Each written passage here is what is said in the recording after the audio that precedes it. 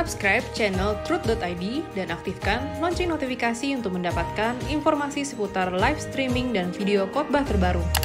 Posisi tombol subscribe berada di kanan atas channel kami dan jangan lupa nyalakan loncengnya.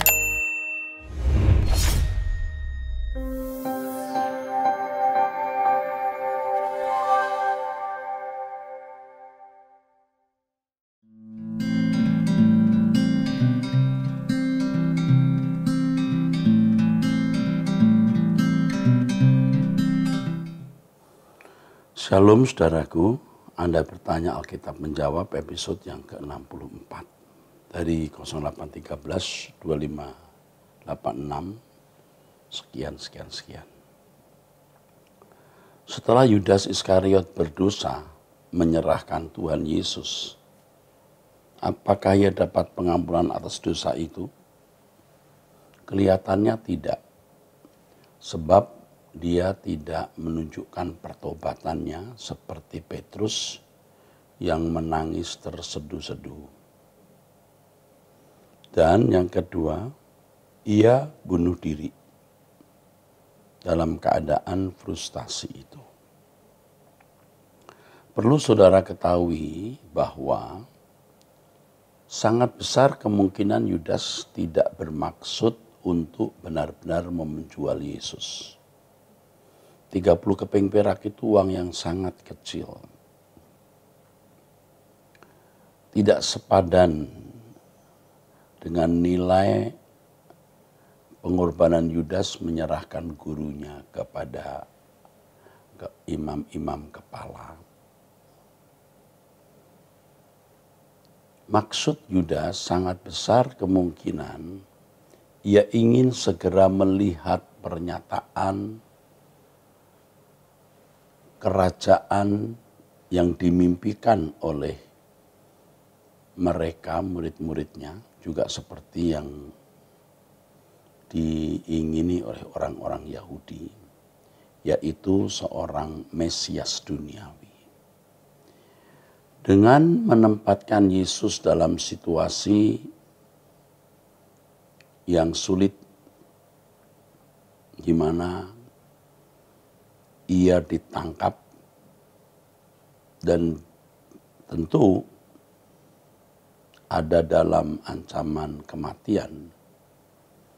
Yudas berharap Yesus bisa menunjukkan kekuatannya dan itu merupakan percepatan menjadi raja seperti atau sesuai yang diharapkan Yudas. Tapi ternyata tidak. Maka Yudas menyerahkan kembali uang itu dan mengatakan, aku telah menyerahkan darah orang yang tidak bersalah. Begitu saudara, karena uang. Tetapi itu pengkhianatan kepada Yesus. Jadi Yudas tidak mendapat pengampunan kalau dilihat dari peristiwa pasca dijatuhkannya hukuman mati atas Yesus.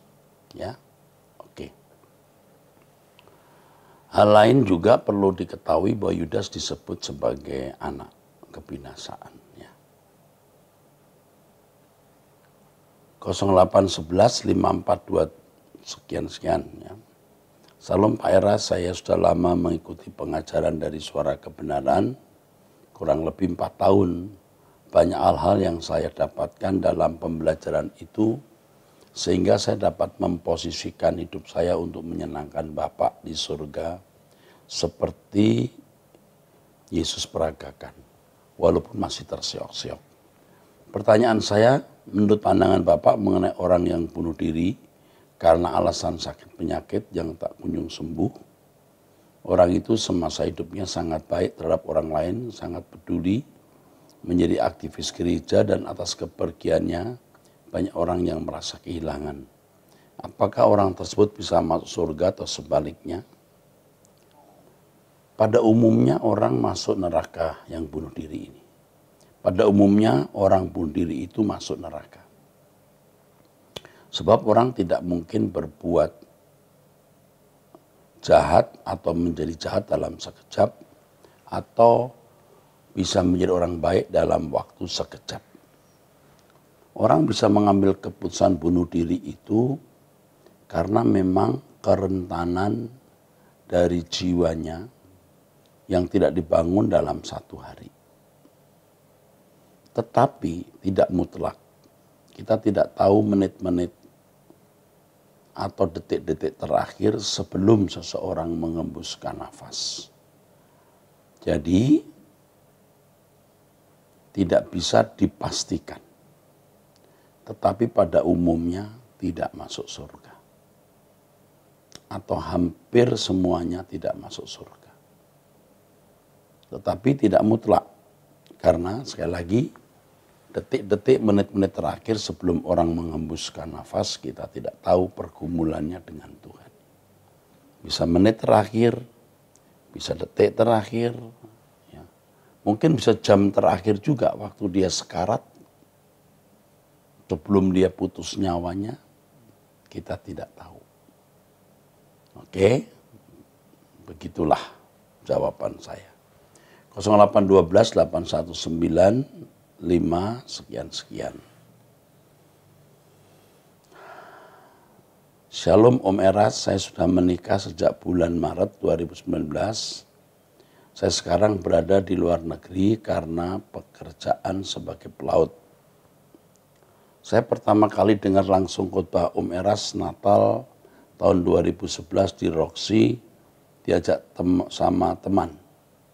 Dan aktif lagi mulai pasca 2015 sampai saat ini.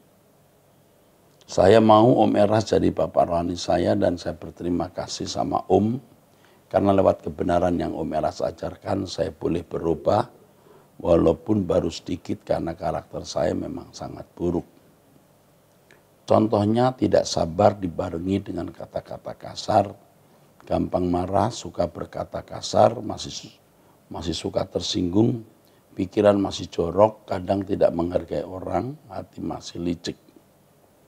Saya mau minta masukan aja dari Om Eras tentang karakter yang buruk. Terima kasih, Tuhan memberkati Om dan keluarga. Untuk menjadi benar, seseorang tidak boleh setengah-setengah. Kalau mau suci sekalian. Kalau tidak, ya silahkan. Sama seperti Tuhan tidak ingin kita ini sebagian untuk Tuhan, sebagian untuk dunia. Nah, tekad seperti ini yaitu sepenuhnya hidup bagi Tuhan, tekad untuk hidup suci harus dimiliki. Komitmen itu harus dimiliki. Dan komitmen itu harus di-update atau dibaharui. Setiap hari harus dibaharui. Setiap kali berbuat salah harus minta ampun atau minta maaf kepada Tuhan. Selalu ya memberi waktu untuk jam doa 30 menit minimal. Selalu mendengar YouTube khotbah saya. Jangan bergaul dengan orang yang tidak takut akan Allah. Ya. Jangan nonton film, tontonan-tontonan yang membangkitkan gairah seks yang tidak pada proporsinya. Ya. Seiring dengan belajar firman dari YouTube yang saya sampaikan, juga membaca buku rohani atau bisa mendengar khotbah pendeta lain yang memang baik untuk membangun iman. Jangan menyerah, berjuang terus, pasti bisa mengalami perubahan. Oke. 0896535000 sekian. Salam Pak Eras, saya ingin bertanya. Pertanyaan pertama, saya sedang bingung dengan timeline Alkitab. Lebih tepatnya pada 2 event berikut dari penciptaan dan jatuhnya Lucifer. Disebutkan bahwa Lucifer diusir dari surga dan jatuh ke bumi bersama malaikat pengikutnya. Apakah kejadian ini terjadi sebelum hari penciptaan. Saya berasumsi demikian karena ular yang ada di Taman Eden menandakan bahwa kuasa jahat sudah eksis ada waktu itu. Tapi jika benar Lucifer jatuh sebelum hari penciptaan, maka apakah dia terjatuh ke bumi yang belum terbentuk kosong dan gelap gulita? Membayangkan hal ini saya merasa aneh dan berpikir bahwa saya salah menafsir timeline. Mohon pencerahannya. Ya, timeline itu urut-urutan waktu. Pertanyaan kedua, Lucifer adalah makhluk yang setara dengan siapa? Saya berpikir dia tidak setara dengan Yesus yang merupakan anaknya yang tunggal. Tetapi dia juga tidak setara dengan malaikat pemimpin karena dia memiliki pangkat yang lebih tinggi. Menurut saya dia merupakan partner Allah. Itulah mengapa Yesus belum cukup menjadi corpus delicti untuk membuat iblis langsung dihukum di detik Yesus telah berhasil memperoleh mahkota kehidupan. Makanya Allah memerlukan manusia yang merupakan partner Allah yang setara dengan Lucifer. Dan mengapa Allah memerlukan banyak manusia untuk membuktikan kesalahan Lucifer? Mohon penjelasannya. Yang pertama, bicara soal timeline, di sini banyak orang salah mengerti mengenai ayat di dalam Yeskiel atau Yesaya. Iblis jatuh dan diantaranya dibuang ke bumi. Ayat itu sebenarnya merupakan satu ringkasan. Ringkasan riwayat hidup Lucifer yang nantinya pasti akan dibuang ke bumi. Sebelum Yesus datang, Lucifer itu masih di surga. Makanya tidak heran ketika Allah mengumpulkan anak-anak Allah di surga yang ditulis di dalam Ayub pasal 1, iblis masih ada di situ. Jadi tidak langsung dibuang ke bumi. Iblis masih bisa ada di surga. Ketika manusia diciptakan baru iblis bisa turun ke bumi, tapi juga masih memiliki tempat di surga. Itulah sebabnya ketika Yesus datang, dia baru mengatakan, aku melihat seperti kilat jatuh dari langit. Ya. Yesus berkata, aku melihat seperti kilat jatuh dari langit, dan maksudnya itu adalah Lucifer. Jadi Yesus ketika berkata, aku melihat seperti kilat jatuh dari langit, itu Lucifer.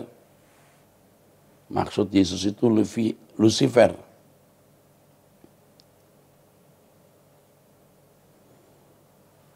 Dan kalau dikatakan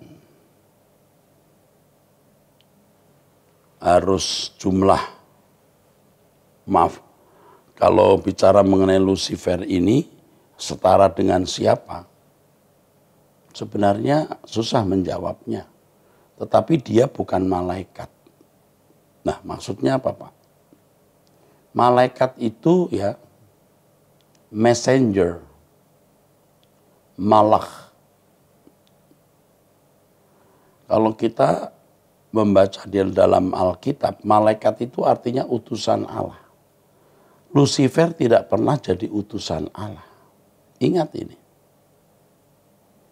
Jadi tidak bisa disebut malaikat atau sulit dikatakan malaikat. Tapi sebenarnya tidak terlalu prinsip. Boleh disebut malaikat, boleh tidak. Kalau saya lebih cenderung mengatakan tidak. Dia ada di taman Tuhan. Nah, mengapa bukan Yesus yang membuktikan ini kebijakan Allah? Dia menciptakan manusia, belum putra tunggalnya yang turun.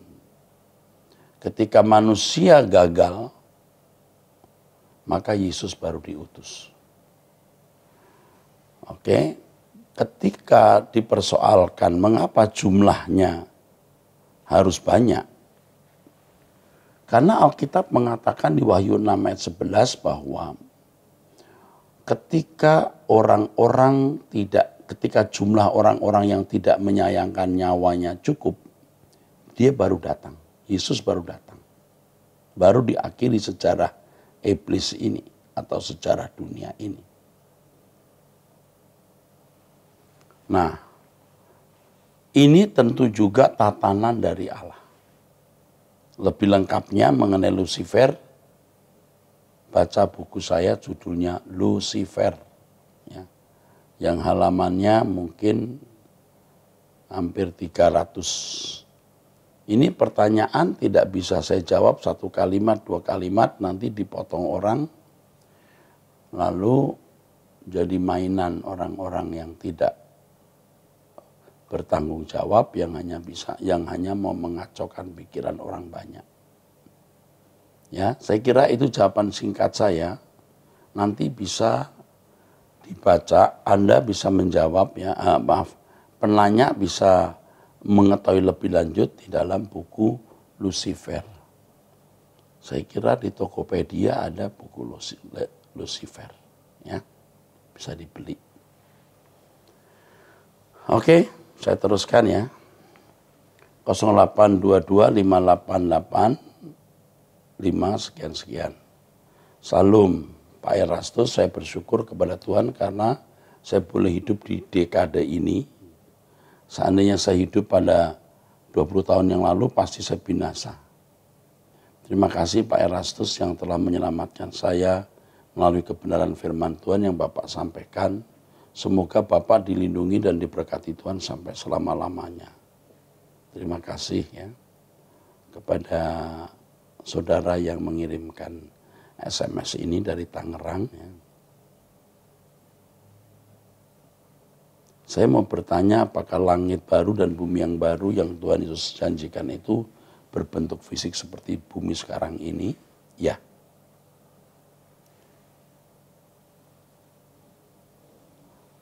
Adakah di jagat raya ini ada planet-planet yang mirip dengan bumi ini? Sangat mungkin. Kalau bagi saya yakin ya. Benarkah di dunia yang akan datang itu manusia tidak lagi mengalami usia, mengingat tidak ada kematian? Mungkin usia bisa saja ada, tapi tidak mengalami kematian. Jadi perjalanan waktu itu selalu ada.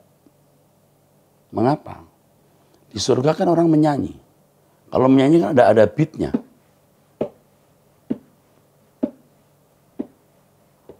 Ku ingat pengorbananmu. Ada beat kan? Kalau ada beat berarti ada perjalanan waktu. Ya. Tetapi tidak ada kematian. Dan kalau itu mungkin terjadi, apakah benar Tuhan menciptakan jagat raya ini hanya untuk manusia huni? Saya jawab ya, tetapi semua kembali untuk kemuliaan Allah. Dan kalau tersangkut dengan pertanyaan apakah binatang nanti ada, saya jawab ya. Jadi jagat raya juga untuk binatang, untuk tumbuh-tumbuhan. Kalau itu benar, betapa berharganya manusia di mata Allah, Bapak. Terima kasih Pak Erastus atas sebelum dan sesudah pencerahannya, Tuhan memberkati. Saudara Yusef Yeh, terima kasih untuk kasih perhatiannya buat saya. Ikuti khotbah saya mengenai surga ya di YouTube. Puji Tuhan. 08510363 sekian-sekian. Salam Pak Erastus, saya mau bertanya ayat firman Tuhan yang terdapat dalam 1 Samuel 16 ayat 14. Tetapi roh Tuhan telah mundur daripada Saul dan sekarang ia telah diganggu oleh roh jahat daripada Tuhan. Mengapa dikatakan roh jahat yang daripada Tuhan? Mohon pencerahannya. Maksudnya roh jahat yang diizinkan oleh Tuhan. Kalau tidak diizinkan Tuhan tidak bisa. Roh Allah sudah undur. Ini seperti sebuah pintu yang dibuka untuk roh lain masuk. roh jahat yang diizinkan oleh Tuhan masuk. Saul seorang yang dipilih Allah, jadi pasti diprotek Allah luar biasa. Jadi kalau sampai ada roh jahat bisa masuk dalam hidupnya, Allah yang mengizinkan. 0811 519 sekian-sekian. Salam Pak Eras, selamat jumpa lewat SMS. Saya sangat senang dengan khotbah-khotbah Bapak yang tajam dan menggigit tepat ke sasaran. Saya juga senang mendengar khotbah-khotbah pendeta-pendeta lain sebagai bahan perbandingan saya. Memang khotbah-khotbah yang saya dengar menurut saya ada yang sedikit benar, banyak benar dan benar sekali. Dari yang saya dengar tentang kehidupan nanti di LP3, ada bermacam-macam misalnya, apakah ingatan kita saat ini masih sama? Contoh ingat mantan istri, mantan pacar, pacar yang punya mantan, ingat utang yang punya utang, ingat semua kejadian yang pernah dialami semasa di dunia, karena tidak menutup kemungkinan ada orang-orang yang sangat kita kenal yang tidak ikut ke LP3 dan tentu ini akan membuat sedih. Mohon penjelasannya. Di surga itu hadirat Allah begitu kuat, keindahannya begitu luar biasa, dan terutama kemuliaan Allah yang akan menenggelamkan kita dari semua ingatan dan peristiwa yang pernah kita jalani sebelumnya. Jadi, kalaupun bisa kita ingat, semua ditenggelamkan oleh kedahsyatan Allah, kemuliaan Allah yang Dia nyatakan, yang bisa kita rasakan, dan surga yang indah. Jadi, tidak ada sesuatu yang mencengkeram jiwa kita lebih dari sukacita dan damai sejahtera Allah. 0813 10 288 sekian. Salam Pak Eras, saya benar-benar kagum kepada Tuhan atas hikmat yang telah diberikannya kepada Pak Eras untuk menjawab setiap pertanyaan-pertanyaan yang kami belum mengerti mengenai firman Tuhan. Saya agak bingung Pak mengenai ayat 1 Samuel 16-14. Tetapi roh Tuhan telah mundur daripada Saul dan sekarang ia diganggu oleh roh jahat yang daripada Tuhan. Tadi saya sudah jelaskan bahwa roh jahat yang dari Tuhan bukan berarti Allah memiliki roh jahat. Tapi roh jahat yang diizinkan Tuhan masuk dalam diri Saul. Karena Saul itu seorang pilihan pasti diprotek Allah luar biasa. Dilindungi Allah. Jadi kalau sampai ada roh jahat masuk karena Allah mengizinkannya. 1 Samuel 16:23. Dan setiap kali apabila roh yang daripada Allah itu hinggap pada Saul, maka Daud mengambil kecapi dan memainkannya. Saul merasa lega dan nyaman dan roh yang jahat itu undur daripadanya. Yang ingin saya tanyakan, apakah roh jahat juga bisa berasal dari Tuhan atau dari Allah? Atau mungkin terjemahan bahasa Indonesianya saja yang kurang tepat Pak? Saya mohon penjelasannya. Saya sudah jelaskan ya. Itu roh yang berasal dari Allah ya. Di dalam 1 Samuel pasal 16 ayat 14 itu. Oke. 0813 226 5 sekian. Salam Pak Era, saya sudah 10 tahun belajar mengikut Tuhan Yesus, belajar melayani Tuhan dan jemaat walaupun sejujurnya memang belum maksimal. Tapi sedang terus berjuang. Pak, dulu sebelum saya berkomitmen untuk bertobat, saya terlibat pergaulan bebas dengan banyak wanita, dan perjuangan terberat saya sekarang adalah melepaskan diri dari keinginan untuk melihat wanita dan berzina dengan wanita tersebut. Bagaimana caranya agar saya bisa terbebas dari keinginan untuk berzina ini ya Pak? Mengapa kadang-kadang keinginan itu tidak ada, tapi kadang-kadang keinginan tersebut sangat kuat di dalam diri saya. Apa ketaatan setiap hari sangat mempengaruhi itu? Makasih Pak. Yang kedua, orang yang sudah terbiasa melakukan perzinahan itu di dalam dagingnya itu nagih. Karena ini sudah menjadi konsumsi di dalam daging yang menyangkut juga gairah di dalam jiwa. Benar, sulit untuk melepaskan. Tapi bukan berarti tidak bisa. Sulit bukan berarti tidak bisa. Kalau sudah bertahun-tahun hidup di dalam praktek seperti ini, jangan berharap 1-2 bulan, 1-2 tahun bisa lepas. Tidak bisa. Harus berjuang dalam perjuangan yang panjang. Yang pertama, oh ya maaf, tadi katakan ada saat di mana tidak ada, kadang-kadang ada. Ya, selain karena hormon, pengaruh hormon, juga bisa beberapa faktor lain.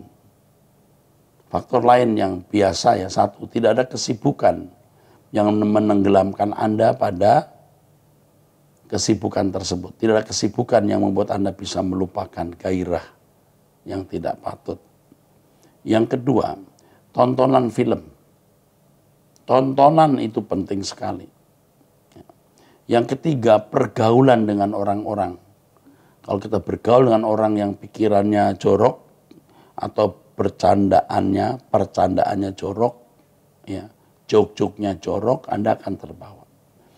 Yang keempat, Anda harus tentu berkomitmen untuk hidup suci. Dan jangan setengah-setengah. Jangan takut kurang bahagia dengan meninggalkan keinginan itu. Rasa ada yang kurang, rasa nanti tidak bahagia, jangan. Percaya kebahagiaan dan sukacita dari Tuhan bisa mengatasi semua dan jauh lebih besar. Oleh sebab itu, isi pikiran saudara dengan firman Tuhan. Ya, isi pikiran Anda dengan firman Tuhan, dengan belajar khotbah-khotbah saya melalui YouTube atau melalui buku-buku, dan miliki target. Target untuk hidup tidak bercacat, tidak bercela. Bukan hanya soal kehidupan seks, tapi juga soal yang lain. Satu hal yang saya bagikan kepada saudara ini adalah jangan banyak bicara. Mulai dengan tidak banyak bicara. Ketika kita tidak banyak bicara, kita diam, kita merenungkan kesucian, menjadi kekuatan di dalam dirimu. Ya. Jadi belajar firman dan miliki target. Target untuk hidup tidak bercacat, tidak bercela. Miliki target itu. 30 menit setiap hari minimal dulu diam di kaki Tuhan. Ya. Mulai menjaga mata, kalau melihat wanita, jaga mata. Kalau dulu melihat wanita masih bisa menikmati wajahnya, sekarang melihat belajar tidak menikmati wajahnya. Waduh dia cantik ya, aduh betisnya ya, harus dibuang. Apalagi pakaian wanita yang seronok, pandangan kita harus kita buang. Tetapi yang paling kuat adalah ketika kita benar-benar tidak ingin melukai hati Tuhan. Kita berkomitmen tidak menyakiti hati Tuhan. Di situ kuat sekali. Kita akan mampu bisa melewati keinginan-keinginan yang bisa menenggelamkan kita dalam dosa. Firman Tuhan yang saya sampaikan, yang terarah kepada langit baru, bumi baru, itu sangat kuat, membuat kita meninggalkan dunia, percintaan dunia dengan segala hawa nafsu daging yang melekat di dalam diri kita ini. Benar, ya. Berjuanglah, karena semua kita pernah mengalami perjuangan yang sama. Saya juga laki-laki. Dan saya bisa melewatinya. Dan menjadi sukacita kalau kita bisa memuaskan hati Allah, tidak melakukan perbuatan yang tidak senonoh. Yang terakhir, kontrol pikiran. Kita bisa mengontrol pikiran. Kalau ada sesuatu yang muncul di pikiran kita yang tidak senonoh, kita bisa menapisnya. Kita berkata tidak. Kita tidak bisa menolak burung terbang di atas kepala kita. Tapi kita bisa menghalau kalau dia membuat sarang di kepala kita. Ya. Lalu, saya tahu tambahkan lagi. Pertimbangkan, kesenangan itu sementara, tetapi akibat kesenangan yang hanya sesaat itu dampaknya besar untuk diri kita dan untuk orang lain. Hitung, ibarat orang dagang tuh hitung, betapa banyak ruginya daripada untungnya. Ya, saya kira cukup ya apa yang saya sampaikan ini akan membuat saudara-saudara sekalian diberkati. Saudara, sampai ketemu di episode yang akan datang. Tuhan berkati.